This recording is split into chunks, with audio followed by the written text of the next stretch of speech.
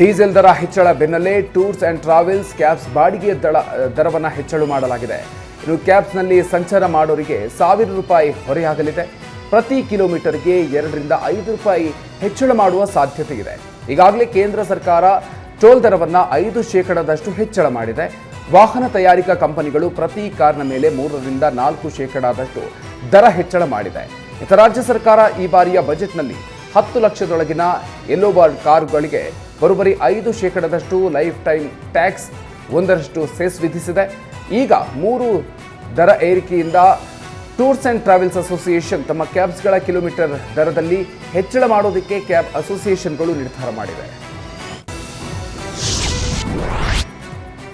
ಬೆಲೆ ಏರಿಕೆ ಭೀತಿಯಲ್ಲಿರುವ ಬೆಂಗಳೂರು ಮಂದಿಗೆ ಜಲಮಂಡಳಿ ಗುಡ್ ನ್ಯೂಸ್ ಕೊಟ್ಟಿದೆ. ವಿವಿಧ ಇಲಾಖೆಗಳಿಂದ BWSSBಗೆ ಬರೋಬ್ಬರಿ 616 ಕೋಟಿಗೂ ಅಧಿಕ ವಾಟರ್ ಬಿಲ್ ಬಾಕಿ ಇದೆ. ಆದ್ದರಿಂದ ಜಲಮಂಡಳಿ ಬಾಕಿ ಬಿಲ್ ವಸೂಲಿ ಮಾಡೋದಕ್ಕೆ OTS ಮೊರೆ ಹೋಗೋದಕ್ಕೆ ಪ್ಲಾನ್ ಮಾಡಿದೆ. ತೆರಿಗೆ ಬಾಕಿ ಉಳಿಸಿಕೊಂಡಿದ್ದ ಮಾಲೀಕರಿಗೆ OTS ಆಫರ್ ನೀಡಿ 106 ಕೋಟಿ ಬಾಕಿಯನ್ನ BBMP ವಸೂಲಿ ಮಾಡಿತ್ತು. ಇದೀಗ ಕಾವೇರಿ ನೀರಿನ ಬಾಕಿ ಬಿಲ್ ಪಾವತಿಗೂ ಕೂಡ ಡಿಸ್ಕೌಂಟ್ ನೀಡೋದಕ್ಕೆ ಜಲಮಂಡಳಿ ಚಿಂತನೆಯನ್ನ ನಡೆಸಿದೆ. ವಾಟರ್ ಬಿಲ್ ಕಟ್ಟದೆ ಕಳ್ಳಾಟ ಆಡೋರಿಂದ ಬಾಕಿ ಬಿಲ್ ವಸೂಲಿ ಮಾಡೋದಕ್ಕೆ OTS ಅಥವಾ 50% ಆಫರ್ ಮಾದರಿಯಲ್ಲಿ ಚಿಂತನೆಯನ್ನ ನಡೆಸಿದೆ. ಅಪಾರ್ಟ್ಮೆಂಟ್ ಮನೆಗಳು ಕೇಂದ್ರ ರಾಜ್ಯ ಸರ್ಕಾರದ ಕಚೇರಿಗಳಿಂದಲೇ ಅತಿ ಹೆಚ್ಚು ಬಾಕಿ ಹಣ ಉಳಿದಿದೆ. ಸದ್ಯದಲ್ಲೇ ಸರ್ಕಾರಕ್ಕೆ ಪ್ರಸ್ತಾವನೆ ಸಲ್ಲಿಸಲು BWSSB ತಯಾರಿ ನಡೆಸಿದೆ. ವಿದ್ಯುತ್ ದರ ಹೆಚ್ಚಳವಾಗಿದ್ದರಿಂದ ಮೆಟ್ರೋಗೆ ದರ ಬಿಸಿ ತಟ್ಟಿದೆ. ಪ್ರತಿ ತಿಂಗಳು 10 ಕೋಟಿ ರೂಪಾಯಿ ವಿದ್ಯುತ್ ಬಿಲ್ ಕಟ್ತಾ ಇರುವ ಮೆಟ್ರೋ ಇದೀಗ ವಿದ್ಯುತ್ ದರ ಏರಿಕೆಯಿಂದ ಮತ್ತಷ್ಟು ಹೆಚ್ಚಳ ಆಗಿದೆ. ನಷ್ಟದಲ್ಲಿದೆ ಅಂತ ಈಗಾಗಲೇ ಮೆಟ್ರೋ ಪ್ರಯಾಣ ದರವನ್ನು ಏರಿಕೆ ಮಾಡಲಾಗಿದೆ. ಈ ಬೆನ್ನಲ್ಲೇ ವಿದ್ಯುತ್ ದರ ಹೆಚ್ಚಳ ಆಗಿದೆ. ಇದರಿಂದಾಗಿ ಈ ತಿಂಗಳಿನಿಂದ BMRCLಗೆ ಹೆಚ್ಚುವರಿ ಹೊರೆಯಾಗಲಿದೆ. ಇದೀಗ ಪ್ರತಿ ತಿಂಗಳು 1.5 ಕೋಟಿ ಹೆಚ್ಚುವರಿ ಬಿಲ್ ಬರುವ ಸಾಧ್ಯತೆ ಇದೆ.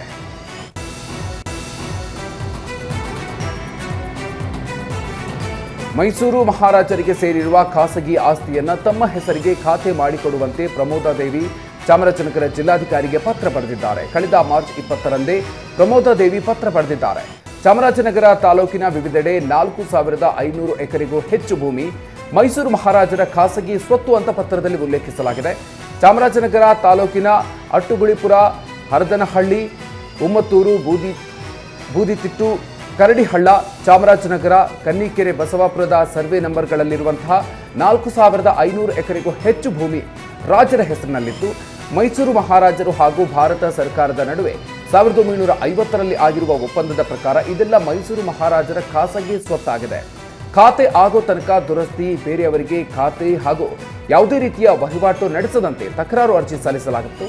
ಇನ್ನು ತಮ್ಮ ಹೆಸರಿಗೆ ಖಾತೆ ಮಾಡಿಕೊಡುವಂತೆ ಪ್ರಮೋದಾದೇವಿ ಮನವಿ ಮಾಡಿದ್ದಾರೆ. ತುಂಗಭದ್ರಾ ಜಲಾಶಯದ 19ನೇ ಕ್ರಸ್ಟ್ ಗೇಟ್ ಬದಲಿ ದುರಸ್ತಿ ಕಾರ್ಯ ಶೀಘ್ರದಲ್ಲೇ ನಡೆಯಲಿದೆ.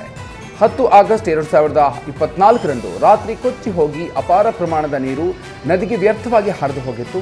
ದುರಂತ ಸಂಭವಿಸಿದ ಬಳಿಕ ತಜ್ಞರ ತಂಡದಿಂದ ತಾತ್ಕಾಲಿಕವಾಗಿ ಕ್ರಸ್ಟ್ ಗೇಟ್ ಅಳವಡಿಕೆ ಮಾಡಲಾಗಿತ್ತು. ಇದೀಗ ಹೊಸ ಗೇಟ್ ನಿರ್ಮಾಣ ಸಂಬಂಧಪಟ್ಟಂತೆ ಹೈದರಾಬಾದ್ ಮೂಲದ ಏಜೆನ್ಸಿ ಅಧ್ಯಯನ ನಡೆಸಿದೆ.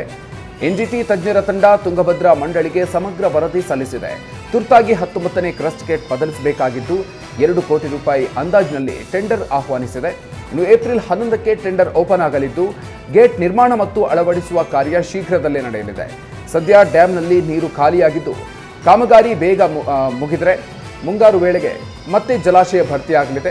105 TMC ಗರಿಷ್ಠ ಸಂಗ್ರಹ ಸಾಮರ್ಥ್ಯ ಹೊಂದಿರುವ ರಾಜ್ಯದ 2ನೇ ಅತಿದೊಡ್ಡ ಜಲಾಶಯ ಇದಾಗಿದೆ. ಬೆಂಗಳೂರಿನಲ್ಲಿ ಚಿಕುನ್ಗುನ್ಯಾ, ಡೆಂಗ್ಯೂ ಹೆಚ್ಚಾಗ್ತಾ ಇದೆ. ಒಂದೇ ವಾರದಲ್ಲಿ 100ಕ್ಕೂ ಹೆಚ್ಚು ಪ್ರಕರಣ ಪತ್ತೆಯಾಗಿದೆ. ಕಳೆದ 3 ತಿಂಗಳಲ್ಲಿ 910ಕ್ಕೂ ಹೆಚ್ಚು ಡೆಂಗ್ಯೂ ಪ್ರಕರಣಗಳು ಪತ್ತೆಯಾಗಿದೆ. ಬೇಸಿಗೆ ಮಳೆಯಿಂದಾಗಿ ಸೊಳ್ಳೆಗಳ ಸಂತಾನೋತ್ಪತ್ತಿ ಹೆಚ್ಚಾಗಿದೆ. ಹೀಗಾಗಿ ಡೆಂಗ್ಯೂ, ಚಿಕುನ್ಗುನ್ಯಾ ಹರಡುವಂತ ಸಾಧ್ಯತೆ ಹೆಚ್ಚಿದೆ. ಈಗಾಗಲೇ ಜ್ವರ, ವೈರಲ್ ಫೀವರ್ ಅಂತ ಆಸ್ಪತ್ರೆಯತ್ತ ಜನರು ಮುಖ ಮಾಡ್ತಾ ಇದ್ದಾರೆ. ತಪಾಸಣೆ ನಡೆಸಿದಾಗ ಜನರಲ್ಲಿ ಡೆಂಗ್ಯೂ ಹಾಗೂ ಚಿಕುನ್ಗುನ್ಯಾ ಲಕ್ಷಣಗಳು ಕಾಣಿಸ್ತಾ ಇದೆ. ಮನೆ ಸುತ್ತಮುತ್ತ ನೀರು ಸಂಗ್ರಹ ಆಗದಂತೆ, ಸೊಳ್ಳೆ ಉತ್ಪತ್ತಿಯಾಗದಂತೆ ಜನ ಎಚ್ಚರ ವಹಿಸಬೇಕಿದೆ. ಜೊತೆಗೆ ಸ್ವಚ್ಛತೆ ಕಾಪಾಡಿಕೊಳ್ಬೇಕು ಅಂತ ಆರೋಗ್ಯ ಇಲಾಖೆ ಎಚ್ಚರಿಸಿದೆ. ರಾಜ್ಯಾದ್ಯಂತ ಪೂರ್ವ ಮುಂಗಾರು ಮಳೆ ಇನ್ನು ಕೆಲವು ದಿನಗಳ ಕಾಲ ಮುಂದುವರಿಯಲಿದೆ ಅಂತ ಹವಾಮಾನ ಇಲಾಖೆ ಮುನ್ಸೂಚನೆ ನೀಡಿದೆ. ಉಡುಪಿ, ದಕ್ಷಿಣ ಕನ್ನಡ, ಬೆಳಗಾವಿ, ಧಾರವಾಡ, ಗದಗ, ಬಾಗಲಕೋಟೆ, ವಿಜಯಪುರ, ಕೊಡಗು, ಶಿವಮೊಗ್ಗ, ಚಿಕ್ಕಮಗಳೂರು, ಹಾಸನ, ಚಾಮರಾಜನಗರ, ಮೈಸೂರು, ಮಂಡ್ಯ, ರಾಮನಗರ, ಬೆಂಗಳೂರು ನಗರ, ಬೆಂಗಳೂರು ಗ್ರಾಮಾಂತರ, ಕೋಲಾರ, ದಾವಣಗೆರೆ ಜಿಲ್ಲೆಗಳಲ್ಲಿ ಕೆಲವು ಕಡೆ ಗುಡುಗು ಸಹಿತ ಸಾಧಾರಣ ಮಳೆಯಾಗಲಿದೆ. ಮಲೆನಾಡಿನ ತೀರ್ಥಹಳ್ಳಿ ತಾಲೂಕಿನಲ್ಲಿ ಸುರಿದ ಮಳೆಗೆ ಸಿಡಿಲು ಬಡಿದ ಪರಿಣಾಮ 70 ಕ್ವಿಂಟಾಲ್ ಅಡಿಕೆ ಸೇರಿ ಕಟ್ಟಡ ನಾಶವಾಗಿ ಅಪಾರ ಪ್ರಮಾಣದ ನಷ್ಟ ಸಂಭವಿಸಿದೆ. ಮನೆಯ ಸಮೀಪದ ಗೋದಾಮ್ನಲ್ಲಿ 70 ಕೆಜಿ ತೂಕದ 93 ಅಡಿಕೆ ಚೀಲಗಳಿದ್ವು. ಸಿಡಿಲು ಬಡಿದ ಹಿನ್ನೆಲೆಯಲ್ಲಿ ಅಡಿಕೆ ಸೇರಿದಂತೆ ಕಟ್ಟಡ ಹಾಗೂ ಕಟ್ಟಡದಲ್ಲಿದ್ದ ಅಡಿಕೆ ಸುಲಿಯುವ ಯಂತ್ರಗಳು ಕೂಡ ಹಾನಿಗೊಳಗಾಗಿದೆ. ಇನ್ನು ಘಟನೆ ನಡೆದ ಗೋದಾಮು ಮನೆಯಿಂದ ಸುಮಾರು 50 ಅಡಿ ದೂರ ಇದ್ದ ಕಾರಣ ರಾತ್ರಿ ಸಿಡಿಲು ಬಡಿದು ಹಾನಿ ಸಂಭವಿಸಿರುವುದು ಮನೆಯವರಿಗೆ ಬೆಳಕಿಗೆ ಗೊತ್ತಾಗಿದೆ. ಇನ್ನು ತೀರ್ಥಹಳ್ಳಿ ಕ್ಷೇತ್ರದ ಶಾಸಕ ಆರಗ ಜ್ಞಾನೇಂದ್ರ ಘಟನಾ ಸ್ಥಳಕ್ಕೆ ಭೇಟಿ ನೀಡಿ ಮನೆಯವರಿಗೆ ಸಾಂತ್ವನ ಹೇಳಿದ್ರು. ಅಲ್ಲದೆ ಸಂಬಂಧಪಟ್ಟ ಅಧಿಕಾರಿಗಳಿಗೆ ಸೂಕ್ತ ಪರಿಹಾರ ಕೊಡಿಸುವಂತೆ ಸೂಚನೆ ನೀಡಿದ್ರು.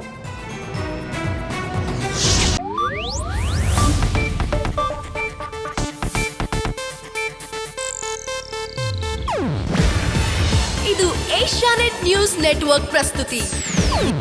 ನೀವು ನೋಡ್ತಿದ್ದೀರಾ ಏಷ್ಯಾನೆಟ್ ಸುವರ್ಣ ನ್ಯೂಸ್.